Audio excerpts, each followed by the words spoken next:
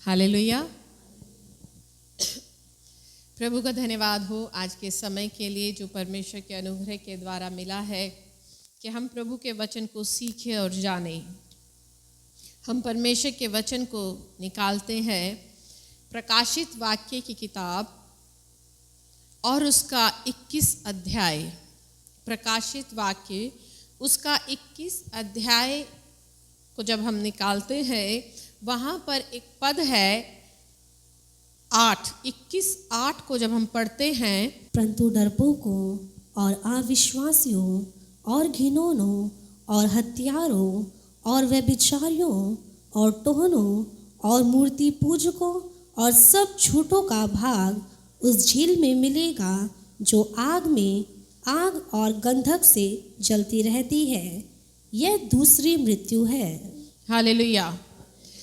प्रकाशित वाक्य की किताब उसका 21 अध्याय और उसका 8वें पद में प्रभु हमें उस मृत्यु के बारे में बता रहे हैं कि जो इस संसार के बाद हमें मिलेगी और वो किन लोगों को वो मृत्यु मिलेगी और किन लोगों को उस आग में जाना पड़ेगा। लिखा है पर डरपोकों और अविश्वासियों, घिनौनों, हत्यारों, व्यभिचारों, टोनहों, मूर्ति पूजक और सब झूठों का भाग उस झील में होगा जो आग और गंधक से जलती रहती है। यानी इस संसार के अंत में जब प्रभु न्याय करेंगे, जब न्याय होगा, तब वो लोग जिन लोगों के अंदर ये क्वालिटीज़ हैं, ये खूबियाँ पाई जाती हैं, वो लोग इस झील का भाग होंगे, उनके हिस्से में आग मिलेगी। वो परमेश्वर के राज्य के भागी नहीं बनेंगे। अब अगर इस लिस्ट में देखा जाए तो सबसे पहला नाम है डरपोकों का। तो डरपोक तो हम नहीं हैं। खैर आज मेरा विषय डरपोक पे नहीं है। जब डरपोक पे होगा तब मैं आपको बताऊंगी कितने डरपोक हैं और कितने साहसी हैं। ठीक है, मगर यहाँ पर दूसरा बोला गया है और अविश्वासियों का भाग उस झील में मिलेगा। जो अविश्वासी लोग हैं, प्रभु का वचन बता रहा है, जो अविश्वासी लोग हैं उनका भाग, जो लोग आज प्रभु पर विश्वास नहीं करते। अब यहाँ तो हम जितने भी बैठे, हम सब तो प्रभु पर विश्वास करने वाले लोग हैं, है या नहीं है? कोई हम में अविश्वासी है? जरा सोच के बता लो, है कोई अविश्वासी? अब आवाज नहीं निकली। सारे विश्वासी हैं? पक्का? डेफिनेटली पक्का लॉक कर दिया जाए ना। सारे विश्वासी है ना? सारे विश्वासी लोग हैं। अच्छी बात है कि हम विश्वासी हैं और विश्वास में ही बने रहे, क्योंकि यदि हम अविश्वास की अवस्था में रहेंगे तो हमारा भाग क्या होगा? झील में होगा। जब प्रभु यीशु मसीह के 12 चेले थे, 12 चेलों के पास में एक बार एक व्यक्ति अपने बेटे को लेकर आता है जिसे मिर्गी आती थी। मत्ती की किताब उसका 17 अध्याय में जब आप पढ़ते हैं, है ना, इसमें मैं पहले प्रचार कर चुकी हूँ। उसे मिर्गी आती थी और वो दुष्ट आत्मा कभी उसे आग में डालती थी, कभी में डालती थी, और वो व्यक्ति प्रभु यीशु मसीह के पास में आकर कहता है, प्रभु जी मैं इसे तेरे चेलों के पास में लाया था परंतु वो इसे निकाल नहीं सके। तब प्रभु यीशु मसीह ने अपने चेलों को क्या कहा था? हाँ, हे अविश्वासी, क्या बोला? हे अविश्वासी हठीले लोगों, मैं कब तक तुम्हारे साथ रहूंगा। क्या बोला? हे अविश्वासी। किसको बोला? और हम तो सारे विश्वासी हैं, है ना? चेलों को प्रभु ने क्या बोला? हे अविश्वासी, क्या बोला? हे अविश्वासी। यानी चेले, वो चेले जो प्रभु यीशु मसीह के हाथों से चमत्कार देख रहे थे कि किस तरह से प्रभु यीशु मसीह ने 5 रोटी और 2 मछलियों से 5000 लोगों को खाना खिलाया। उनकी आंखों के सामने प्रभु यीशु मसीह ने मुर्दों को जिंदा किया। उनकी आंखों के सामने 38 साल के रोगी को जिंदा किया। उनकी आंखों के सामने लकवे के रोगी को जिंदा किया। उनकी आंखों के सामने उस दुष्टात्मा से ग्रसित व्यक्ति को निकाला जो बिना वस्त्रों के रहता था, जंगलों में रहता था। उन लोगों को प्रभु यीशु मसीह क्या कह रहे हैं? अविश्वासी। अब जरा सोचो, चेलों को प्रभु क्या कह रहे हैं? अविश्वासी। और अविश्वासियों का भाग कहां मिलेगा? कहां मिलेगा? झील में मिलेगा। इसका मतलब ये नहीं कि चेलों का भाग मिलेगा। इस बात से खुश मत होना, सोचने वाली बात है। चेले कहां थे? अविश्वास की दशा में थे। चेले थे वो, चेलों में भी अविश्वास था। यानी कहने का अर्थ यह है कि आज बहुत से लोग जो मसीह होते हैं, मसीह जीवन जीते हैं, बिलीवर कहते हैं, वो भी अविश्वासी जीवन जीते हैं। यहां पर प्रभु यीशु मसीह प्रकाशित वाक्य में अविश्वासी उन लोगों के लिए नहीं बोल रहा जो यीशु मसीह पर विश्वास नहीं करते, क्योंकि अगर आप प्रभु के वचन को पढ़ो, उनको तो प्रभु अन्य जाति बोलता है। क्या बोलता है? अन्य जाति। बाहर वालों को प्रभु क्या कहता है? जो प्रभु को नहीं जानते। तुम पहले अनजान थे, संसार के थे, अंधकार के थे, परंतु अब तो तुम प्रभु में ज्योति हो गए हो। सो तुम्हें प्रभु अन्य जाति नहीं बोलता, प्रभु अविश्वासी बोलता है। अविश्वासी उन लोगों को जो मसीह में रहते हैं, मसीह के साथ रहते हैं। यही कारण था कि चेले जो थे उस दुष्टात्मा को नहीं निकाल सके।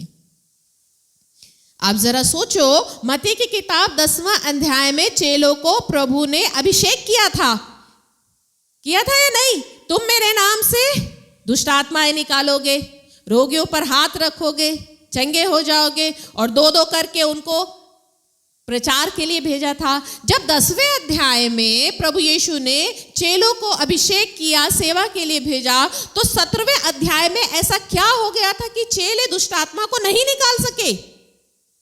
वही चेले जिन्हें प्रभु ने अभिषेक किया था।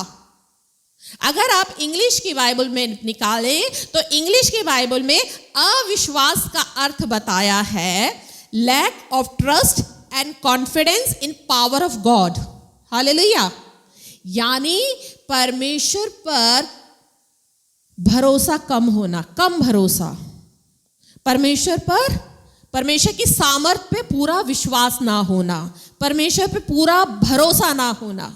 कई बार विश्वासी लोगों के जीवन में भी ऐसी परिस्थिति आ जाती है। कई बार तो क्या 99% हम परमेश्वर पे पूरा भरोसा नहीं कर पाते। और यही कारण था, चेलों को प्रभु यीशु मसीह पे पूरा भरोसा नहीं था उस समय, इसीलिए वो 17वें अध्याय में दुष्टात्मा को नहीं निकाल पाए, जबकि 10वें अध्याय पर प्रभु ने उनका अभिषेक किया था। आज विश्वासियों के जीवन में अभिषेक है, सामर्थ है, परंतु क्योंकि परमेश्वर पे पूरा भरोसा ना होने के कारण, पूरा कॉन्फिडेंस ना होने के कारण आज हम अपने जीवन से दुष्टात्माओं को नहीं निकाल पाते। क्योंकि प्रार्थना करने के बाद में भी सोचते हैं निकली है या नहीं निकली है, हालात ठीक हुए या नहीं हुए, मैं ऐसा कर रही हूं, होगा या नहीं होगा। कॉन्फिडेंस है ना, हमें पूरा कॉन्फिडेंस नहीं होता। आज मसीह समाज में विश्वासियों में भी अविश्वासी लोग रहते हैं, और ये अविश्वासी लोग वही हैं जिनका अंत में भाग क्या होगा? आग की झील होगा।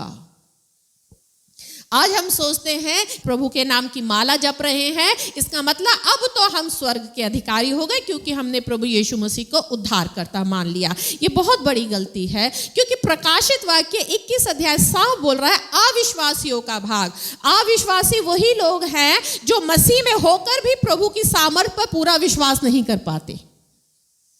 आज कितने ऐसे लोग हैं जो प्रभु पे पूरा भरोसा नहीं कर पाते, वो अपनी बुद्धि पर भरोसा करते हैं। उनका भरोसा होता है अपनी जॉब पर होता है। उन्हें लगता है अगर जॉब रहेगी तो हम खाएंगे, हम एक अच्छा जीवन जिएंगे। उनका भरोसा होता है अपने शरीर की ताकत पर। मेरा शरीर है तो सही है, अगर शरीर नहीं है तो कोई नहीं पूछेगा। कहते हैं कहावत है, जान है तो जहान है ना। उनका भरोसा प्रभु पे नहीं है, शरीर पर है। उनका भरोसा धन पर है। उनका भरोसा अपनी एजुकेशन पर है कि अगर हम पढ़ लिख लेंगे, अगर हम अच्छी कर लेंगे तभी हमारा अच्छा जीवन होगा। नहीं होगा। एक धोखे में आज संसार ने हमें धोखे में रखा हुआ है, और यही धोखा हमें प्रभु पर पूरा भरोसा नहीं करने देता। हम प्रभु पर विश्वास तो करते हैं मगर प्रभु पर भरोसा नहीं करते। और ऐसा ही एक अविश्वासी चेला था थोमा। जब प्रभु यीशु मसीह मुर्दों में से जी उठे, 11 चेलों को दर्शन दिया। सारे चेलों ने थोमा को बताया कि प्रभु जिंदा हो चुके हैं, है ना। और प्रभु यीशु मसीह ने चेलों को जब दर्शन दिया, चेलों ने थोमा को बताया। थोमा ने क्या कहा, मैं जब तक उसके पंजर में अपने हाथ ना डाल लूं, जब तक उसके हाथों में अपने छेदों में अपने हाथ ना डाल लूं, तब तक मैं विश्वास नहीं करूंगा। यूहन्ना की किताब उसका 20 अध्याय उसका 27 और 29 पद तक पढ़ेंगे तो क्या लिखा है। तब उसने थोमा से कहा, अपनी उंगली यहाँ लाकर मेरे हाथों को देख, और अपना हाथ लाकर मेरे पंजर में डाल, और अविश्वासी नहीं परंतु विश्वासी हो। हाँ, प्रभु ने क्या कहा थोमा से, और अविश्वासी ना हो। क्योंकि थोमा कौन सी दशा में था, अविश्वासी दशा में। थोमा कौन था, चेला था। चेले भी अविश्वासी होते हैं। आज हम लोग इस गलत फहमी में रहते हैं, अब हम मसीह में हैं। मसीही लोग ही विश्वास नहीं करते हैं प्रभु में, है ना। मसीह लोग ही प्रभु में विश्वास नहीं करते हैं। मत्ती की किताब उसका 22 अध्याय और उसका 29 पद में प्रभु का वचन में क्या लिखा है। यीशु ने उनको उत्तर दिया, तुम पवित्र शास्त्र और परमेश्वर की सामर्थ नहीं जानते, इसी कारण भूल में पड़े हो। आज कलीसियाएं, आज मसीही लोग परमेश्वर की सामर्थ को जानते नहीं हैं। आज मसीह लोग परमेश्वर के पवित्र शास्त्र की सामर्थ को नहीं जानते। वो नहीं जानते कि पवित्र शास्त्र की सामर्थ क्या है। वो नहीं जानते कि परमेश्वर की सामर्थ क्या है। इसी कारण आज हम भूल में पड़े हैं। भूल यानी हमारी सबसे बड़ी भूल है हमारी योग्यता। हमारी सबसे बड़ी भूल है हमारा ज्ञान। हमारी सबसे बड़ी भूल है हमारा धन। हमारी सबसे बड़ी भूल है हमारी नौकरी। हम इसी में पड़े हैं क्योंकि हम परमेश्वर की वचन की सामर्थ को नहीं जानते हैं। आज हम सोचते हैं कि अगर हमें विश्वासी जीवन जीना है तो बहुत अच्छा प्रार्थना करेंगे, बहुत अच्छा हम वचन पढ़ेंगे, तब हम विश्वासी कहलाएंगे। प्रभु चाहते हैं कि मुझ पर भरोसा करो, मुझ पर भरोसा करो। अगर मेरे वचन में ऐसा लिखा है तो मान लो ऐसा लिखा है, उस पर संदेह मत करो। आज हम विश्वास करते हैं, भरोसे में नहीं चलते हैं।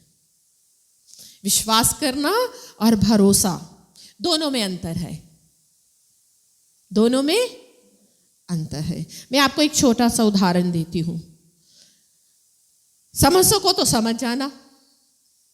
अब आपको यहां से कनॉट प्लेस जाना है, आप बस लोगे, बस में बैठोगे या नहीं लोगे, बैठोगे, है ना। बस में बैठोगे, 20 रुपए की टिकट लोगे। आपको पता है फलाने नंबर की बस कनॉट प्लेस तक जाती है। 20 रुपए की टिकट लोगे और जाके बस में बैठ जाओगे। और अब आपको पता है 1 घंटे बाद हमारा ड्राइवर हमें कनॉट प्लेस पहुंचा देगा। आराम से सोते हुए जाओगे, फोन चलाते हुए जाओगे, आपको पता है 1 घंटे में मुझे पहुंच जाना है। आप ड्राइवर के सर पे बैठ कर क्या देखते हो वो कैसे गाड़ी चला रहा है? कोई साइड में तो नहीं आ रहा, एक्सीडेंट तो नहीं कर रहा, जाम में तो नहीं लगा रहा, कहीं ठोक तो नहीं रहा, किसी को मारता हुआ तो नहीं चल रहा। भैया पहुंचाओगे या नहीं पहुंचाओगे? टिकट लेने के बाद ड्राइवर के पास जाकर कंफर्म करते हो भैया पहुंचा तो दोगे? कभी पूछा ड्राइवर के पास जाकर भैया पहुंचा तो दोगे? हैं? कनॉट प्लेस ही पहुंचाओगे ना, ऊपर तो नहीं पहुंचाओगे? कभी पूछा? क्यों?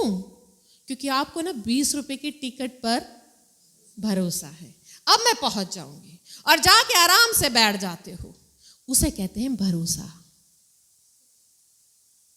कभी जब उस 20 रुपए की टिकट लेने के बाद ड्राइवर का सर नहीं खाते हो, तो क्यों प्रभु का सर खाते हो? है? क्यों प्रभु की नाक में दम करते हो? क्यों प्रभु पर शक करते हो? उस ड्राइवर पे भरोसा है जितनी कितनी गाड़ियों के एक्सीडेंट हो जाते हैं, आए दिन गाड़ियों के एक्सीडेंट होते हैं, तो भी कभी हम बस के ड्राइवर से जाकर ये कंफर्म नहीं करते भैया फलानी बस वाले ने ठोक दिया था, तुम तो नहीं ठोकोगे? जाके पूछा? नहीं पूछा है? क्यों फिर प्रभु पर हम शक करते हैं? उस 20 रुपए वाले उस पे इतना आराम से बैठ जाते हैं, फोन चलाते हुए जाते हैं या सोते हुए जाते हैं, हमें पता है 1 घंटे बाद हमारा स्टैंड आ जाएगा। ये होता है भरोसा। अगर प्रभु के वचन में जो बात बोली है उसे आपने पढ़ लिया और विश्वास कर लिया, ये होता है भरोसा। इब्रानियों की किताब और उसका 11 अध्याय को जब आप निकालते हैं, क्या लिखा है? और विश्वास बिना उसे प्रसन्न करना अनहोना है, क्योंकि परमेश्वर के पास आने वाले को विश्वास करना चाहिए कि वह है और अपने खोजने वाले को प्रतिफल देता है। हाँ, वचन क्या कह रहा है? परमेश्वर, विश्वास के बिना परमेश्वर को प्रसन्न करना अनहोना है। यानी आप परमेश्वर को खुश नहीं कर सकते। आगे जब आप इस अध्याय को पढ़ेंगे ना, तो उन तमाम बाइबल के लोगों के उन चरित्रों के नाम दिए गए हैं जिन्होंने प्रभु पर विश्वास किया। और किस हालत पर विश्वास किया? आज आपके पास में ये लाल किताब है पढ़ने के लिए, उनके पास में ये किताब नहीं थी। आज आपके पास में सोशल मीडिया है, तमाम प्रचारकों के वचन सुन सकते हैं, लोगों की गवाहियां दे सकते हैं, कहां पर कौन सी घटना घट रही है आप उसे देख सकते हैं, आप उसे जान सकते हैं। आज हमारे पास में इतना कुछ मटेरियल है जिसे हम सुनकर, जानकर, परखकर, आज मनुष्य इतना ज्ञानवान हो गया है कि वो परमेश्वर को परखकर विश्वास करता है। जब तक प्रभु मेरे जीवन में काम नहीं करेगा ना, मैं प्रभु पर विश्वास नहीं करूंगा। आज की कलीसियाएं थोमा बनी हुई है। आज हम कहते हैं हम थोमा नहीं है, थोमा ही है, क्योंकि हम परमेश्वर को कब विश्वास करते हैं? जांच परख कर, देख कर विश्वास करते हैं, गवाहियां सुनकर विश्वास करते हैं। आज हम दूसरे के जीवन को देखकर विश्वास करते हैं, मगर उस समय के लोगों के पास में दूसरों का जीवन नहीं था देखने के लिए। इब्राहिम ने परमेश्वर पर विश्वास किया। कौन सी दशा में? निराशा की दशा में। उसे पता था जो कह रहा है मुझे संतान देगा तो वो देगा। उसके पास में ये बाइबल नहीं थी पढ़ने के लिए। आज हमारे पास में बाइबल है पढ़ने के लिए। पुराना नियम है, नया नियम है, सोशल मीडिया है, कितने प्रचारक हैं जिनके वचनों से हम सुन सकते हैं, सीख सकते हैं। उस समय उनके पास में कोई प्रचारक नहीं था, उनके पास में बाइबल नहीं थी, परंतु उन्होंने बिना देखे विश्वास किया। जब इजरायली लोग यरीहो में गए, तब वहां पर एक उनको राहाब वेश्या मिली, वेश्या थी। तब जब वो यरीहो में गए थे, यरीहो की जासूसी करने, वहां पर उनको देखने की यरीहो नगर कैसा है, जब वो राहाब के घर में आए, तब राहाब ने, उस समय सोशल मीडिया नहीं था, उस समय कोई न्यूज नहीं थी, समाचार नहीं थे, कुछ नहीं था, मगर राहाब ने मात्र सुना था कि इजराइलियों के लिए उनके परमेश्वर ने समुद्र को फाड़ दिया। इजराइलियों को परमेश्वर मिस्र की बंधुआई से निकाल कर ला रहा है। उसने ये सुनकर परमेश्वर पर विश्वास किया कि इनका परमेश्वर सच्चा है। आज हमारे पास में कितनी गवाहियां हैं बाइबल में। कहा डैनियल को परमेश्वर ने शेर की मांद में से, भूखे शेर की मांद में से सुरक्षित बाहर निकाला, हमारे पास गवाही है। उनको आग के भट्टे में से निकाला, जिंदा निकाला, उसका एक बाल नहीं जला, हमारे पास गवाही है।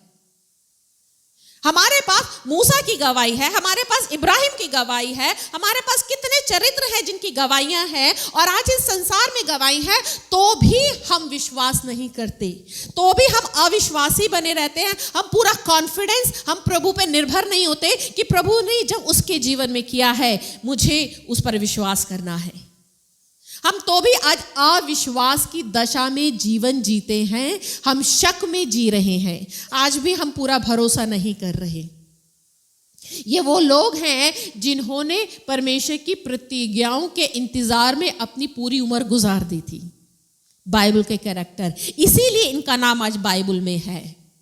और आज हम मनुष्य इतने स्मार्ट बन चुके हैं, एजुकेशन ने, साइंस ने, टेक्नोलॉजी ने हमें इतना स्मार्ट बना दिया है कि आज इन सब बातों ने हमें थोमा बना दिया है कि हम परमेश्वर को जांच परख कर विश्वास करते हैं। प्रभु यीशु मसीह ने थोमा को क्या कहा? आगे क्या कहा? जब चेक करा उसने उंगली पे उसकी पंजर में उंगलियां डाली तो क्या कहा प्रभु ने? तूने तो मुझे देखकर विश्वास किया है, धन्य वो है जो बिना देखे विश्वास करते हैं। आज क्या हम बिना देखे प्रभु पर विश्वास करते हैं? क्या हम में ऐसा कोई है कि जिसके जीवन में प्रभु ने कोई काम ना किया हो तो भी वो विश्वास कर रहा है कि प्रभु सामर्थी है? कोई नहीं है। अगर प्रभु आपकी खांसी जुकाम को ठीक ना करेगा, वो आपके भूत नहीं भगाएगा, आपको चंगाई नहीं देगा, आपकी प्रार्थना नहीं सुनेगा, तो आप प्रभु को नहीं मानोगे। हो गए ना थोमा? जांच परख कर ही तो विश्वास कर रहे हो आप प्रभु पे। क्या आप ऐसी दशा में भी प्रभु पे बने रहोगे कि आपके पास खाने को ना हो, आपकी प्रार्थना भी ना सुनी जाए, कोई और बढ़ रहा हो मगर आप उसी दशा में जी रहे हो? क्या आप प्रभु पर विश्वास करोगे? नहीं करोगे। ऐसी दशा में हम क्या बन जाते हैं? अविश्वासी। क्योंकि हमें प्रभु पे पूरा कॉन्फिडेंस ही नहीं होता है कि प्रभु सच्चा है। उस समय हमारे मन में क्या आ जाती है? शंकाएं आ जाती है, संदेह आ जाता है। और हम किधर दौड़ते हैं? संसार की तरफ, संसार की बातों की तरफ दौड़ते हैं। फलाने वाने वहां डॉक्टर बताया, उसको दिखा लो, उसने वहां पर बाबा दिखाया, उसको चेक करा लो, है ना। बहुत दिन हो गए प्रार्थना में जाते समय, या भी कुछ हो नहीं रहा, चलो वहां पर दिखा लो। आजकल तो बाबा भी नए नए आ गए हैं, है ना, चलो वहां पर दिखा लो। चला जाता है विश्वास। आज हम कहां दौड़ते हैं? संसार की तरफ। और फिर हम कहते हैं कि प्रभु पर हमारा विश्वास है। आज हमारा भरोसा नहीं है। आज हम पूरी तरह से कॉन्फिडेंस नहीं रखते प्रभु पे कि जो मैं मांग रहा हूं, जो मैं प्रभु से प्रार्थना कर रहा हूं, वो प्रभु मेरी सुन रहा है और वो देगा। अविश्वास की दशा में भी जब व्यक्ति विश्वासी बना रहता है तब वो विश्वासी कहलाता है। अगर हम सब कुछ देखकर ही चलते हैं तब हम थोमा कहलाते हैं, क्योंकि वो हमारे जीवन में काम कर रहा है। हम क्या कर रहे हैं? देखकर, जांच कर प्रभु पे विश्वास कर रहे हैं। परंतु मेरे जीवन में कोई आशा नहीं है, कोई दूर तक मुझे आशा दिखाई नहीं दे रही है, दूर तक प्रतीक नहीं रहा कि मुझे संतान मिलेगी, तो भी मैं चले जा रहा हूं, प्रभु की प्रतिज्ञा पे विश्वास कर रहा हूं कि प्रभु मुझे संतान देगा, प्रभु मुझे आशीष देगा। मेरे हालात ऐसे नहीं है कि मुझे आशीष मिलेगी, मेरी परिस्थितियां ऐसी नहीं है, मगर मैं प्रभु पर विश्वास कर रहा हूं, वो देगा। और वही लोग होंगे जो परमेश्वर के विश्राम में भागी होंगे। इजराइलियों को देखो, 40 साल तक, 40 साल बहुत लंबा समय होता है, पूरी एक आयु गुजर जाती है, पूरी एक उम्र निकल जाती है। 40 साल तक वो जंगल में परमेश्वर के साथ साथ चले। उन्होंने परमेश्वर के कितने कामों को देखा। ऊपर से मन्ना बरसाया, जब उन्होंने कहा मांस खाना है, बटेरें उनके घर तक में आकर घुस गई कि लो और मांस खाओ है। उन्हें पानी चाहिए था, पानी मिला। 40 साल तक वचन बताता ना तो उनके कपड़े छोटे हुए और ना ही उनकी जूतियां फटी। जैसे जैसे बढ़ते गए उनके कपड़े भी बढ़ते गए। क्या अनोखा चमत्कार है।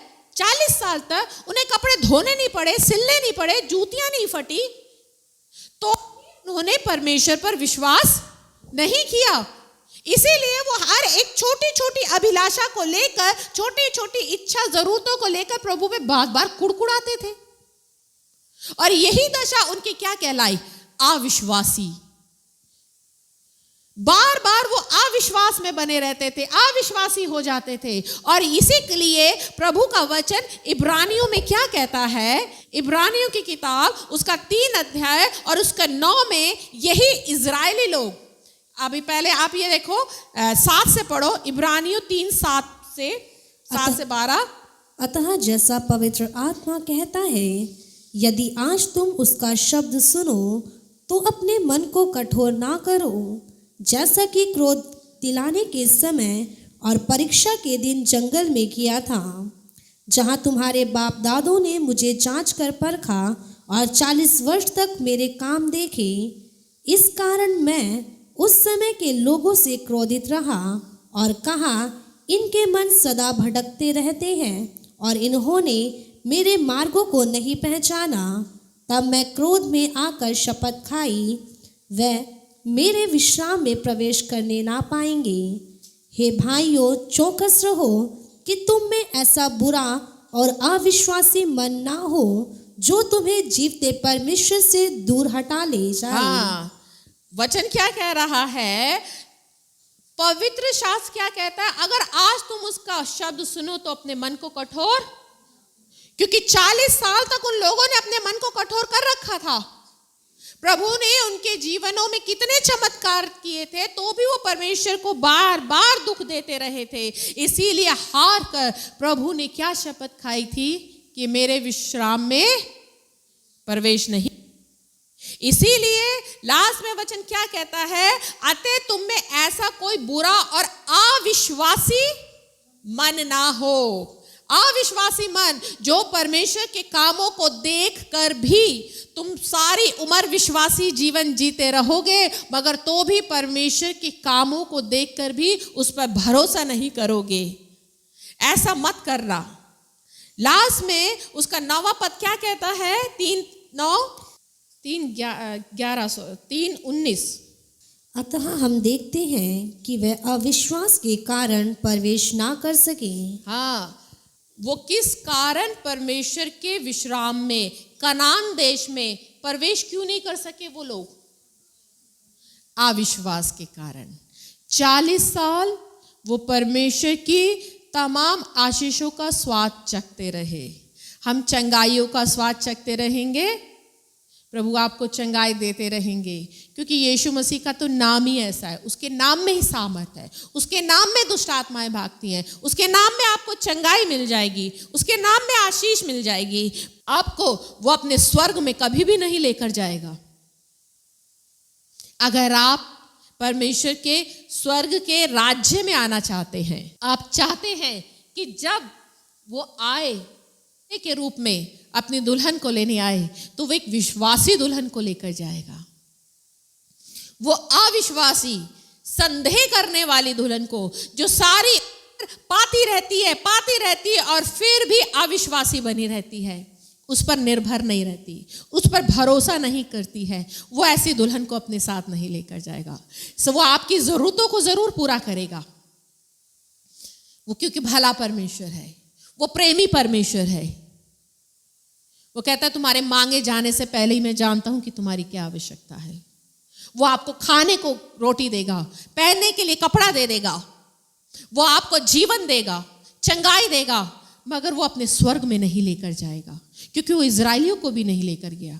ये वही इजराइली हैं जिन्हें अपनी सामर्थ से मिस्र से निकाल कर लाया था। उन तक को वो उसने कनान में प्रवेश करने नहीं दिया। क्या लिखा है? वो अपने अविश्वास के कारण, किस कारण? अविश्वास के कारण उसके विश्राम में प्रवेश कर सके। और अविश्वासियों का भाग कहां होगा? आग की झील में होगा। अगर आज हम परमेश्वर के शब्द को सुन रहे हैं, परमेश्वर के वचन को सुन रहे हैं, तो जरूरी है कि हम उस अविश्वासी हालत से बाहर निकले और विश्वास में जीना सीखें। विश्वास यानी अनदेखी वस्तुओं का प्रमाण, अनदेखी वस्तुओं का प्रमाण। हम एक वचन को और निकालेंगे, इब्रानियों 11:17-19 पढ़े। विश्वास ही से अब्राहम ने परखे जाने के समय में इसहाक को बलिदान चढ़ाया, और जिसने प्रतिज्ञाओं को सच माना था, और जिससे यह कहा गया था इसहाक से तेरा वंश कहलाएगा, वही अपने इकलौते को चढ़ाने लगा, क्योंकि उसने मान लिया था कि परमेश्वर सामर्थी है कि उसे मरे हुओं में से जिलाए। अतः उन्हीं में से दृष्टांत की रीति पर वह उसे फिर मिला। हालेलुया। यहां पर देखो, प्रभु ने इब्राहिम को 25 साल, जब वो 100 साल का हो गया था, तब उसको 25 साल के इंतजार के बाद में 100 साल की उम्र में एक बेटा दिया था, इसहाक। और जब इसहाक जवान हुआ, तब प्रभु ने इब्राहिम से क्या कहा? इस बेटे को तू मुझे बलि चढ़ा। और इब्राहिम ने बिना संदेह किए, बिना शक किए अपने बेटे को परमेश्वर के सामने बलि चढ़ाया, बलि चढ़ाने के लिए लेकर गया। 19 पद क्या कहता है?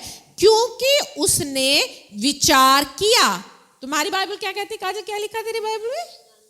क्योंकि उसने मान लिया। वर्ड देखो, क्योंकि उसने मान लिया कि परमेश्वर सामर्थी है और मरे हुए को जिलाता है। उसे पता था कि परमेश्वर सामर्थी है, वो मरे हुए को भी जिला सकता है। उसने मान लिया था। इंग्लिश की बाइबल कहती है कंसीडर। उसने कंसीडर किया। कंसीडर का मतलब होता है मनन करना, विचार करना।